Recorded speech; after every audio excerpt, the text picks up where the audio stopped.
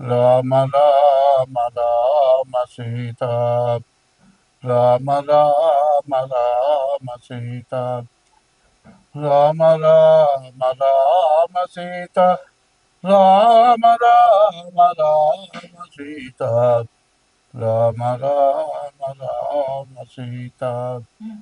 రామానుష వేష వినోద కమారి వినుతాంబుజపాల, నా మాటలు గైకొని నీవిప్పుడే నారాయణ నన్నేలొకరాధ. రామ రామ రామ సీత.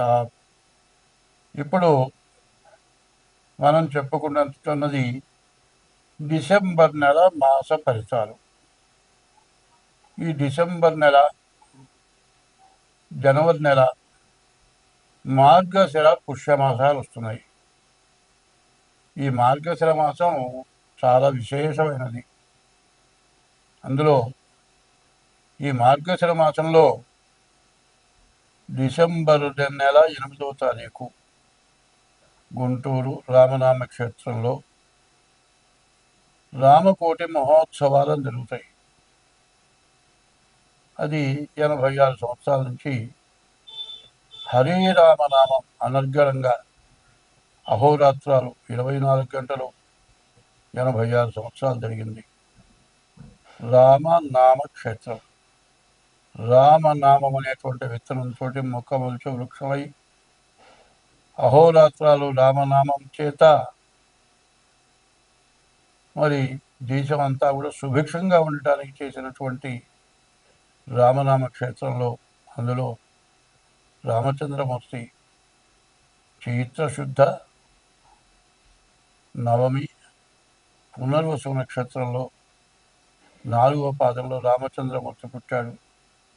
కాబట్టి ఆ రామనామ క్షేత్రంలో ప్రతి నెలలో కూడా పునర్వసు నక్షత్రం రోజున సీతారామ కళ్యాణం జరుగుతుంది.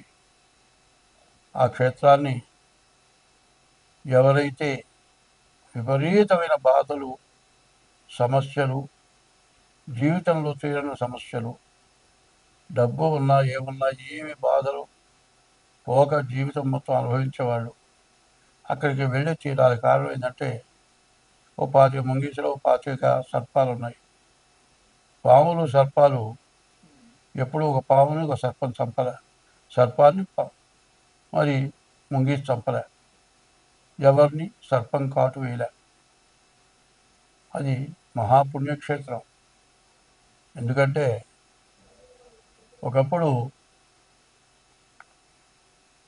ఆదిశంకర పీఠం శృంగేరి కప్ప ప్రసవిస్తూ ఉంటే పాము పడగబట్టింది. అంటే శత్రువుల యొక్క శత్రుత్వం అనేది లేదు.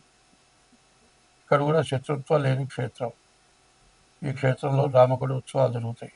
కాబట్టి ఇప్పుడు విష్ణుమూర్తికి చాలా ప్రీతి అయినటువంటి రోజులు. కాబట్టి ఈ రోజుల్లో విష్ణుమూర్తిని ప్రార్థించడం చాలా మంచిది.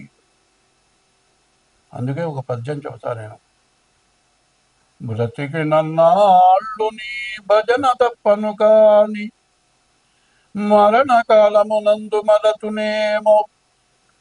ఆవేళ యమదూతల ఆగ్రహంబున వచ్చి ప్రాణముల్ పెకలి నుంచి పట్టునప్పుడు, కపవాత పైత్యముల్ కప్పగా భ్రమచేత కంపముద్భవమంది కష్టపడుచు, నాజిక్వతో నిన్ను నారాయణాయనచు పిలతునో శ్రమ చేత పిలువలేను.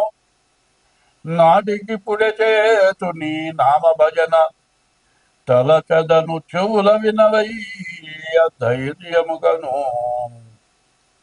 భూషణ వికాస శ్రీ ధర్మపుర నివాస దుష్ట సంహార నరసింహ దురిత దూర. మరి ఇది విష్ణుమూర్తికి చాలా విశేషమైన ప్రీతైన రోజు.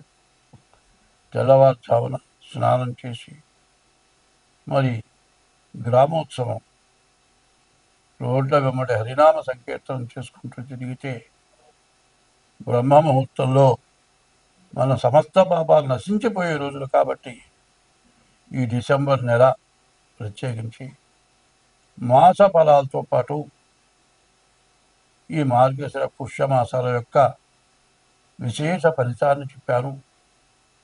మాసాల్లో కల్లా కూడా ఉత్తమమైనది మార్గశిర మాసం. మంచి మార్గాన్ని చూపించేది మార్గశిర మాసం. మరి ఈ మార్గశిర మాసంలో భాగవత పారాయణ విశేషం. భాగవతం భాగవతం భాగవతం భాగవతం అనుకుంటే చాలు భాగవతం. కాబట్టి ఇటువంటి మంచి రోజుల్లో హరినామ స్మరణ చేసి మరి డిసెంబర్ నెల మాస ఫలితాలు మొదలు పెడుతూ ఉన్నాను. కానీ మా ఇష్టదైవమైన రామచంద్రమూర్తిని, మా పరమేశ్వరుణ్ణి యూట్యూబ్లో చూపించాను.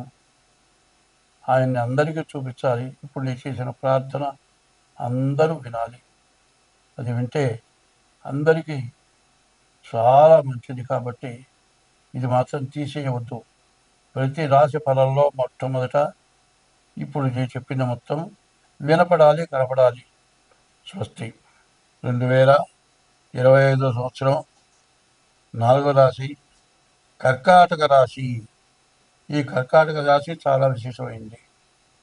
ఈ మార్గశిర మాసంలో రామ అనే 2 అక్షరాలు మార్గాన్ని చూపించే అక్షరాలు కాబట్టి ఈ రామ అనే పేరు కలిగినటువంటి వాళ్లకు పునర్వసు నక్షత్రం 4వ పాదంలో రామచంద్రమూర్తి పుట్టాడు. పునర్వసు నక్షత్రం 4వ పాదం నుంచి పుష్యమి 4 పాదాలు, ఆశ్లేష 4 పాదాలు, మొత్తం 9 పాదాలు కలిసి కర్కాటక రాశి. కర్కాటక రాశికి అధిపతి చంద్రుడు. ఈ కర్కాటక రాశి వాళ్ళకి ఎవరి మీద కూడా శత్రుత్వం ఉండదు. శత్రువు వచ్చినా కూడా వాళ్ళు బాగు చేయాలని చూస్తారు. శత్రువు మీద కూడా శత్రుత్వం ఉండదు. వీళ్ళ స్వభావం ఎట్లాంటిదంటే, వాడు తప్పు చేశాడు, మనల్ని హింసించాడు, మనం మళ్ళీ తప్పు చేస్తే వాళ్ళని హింసిస్తే వాళ్ళకి మనకు తేడా ఏముంది?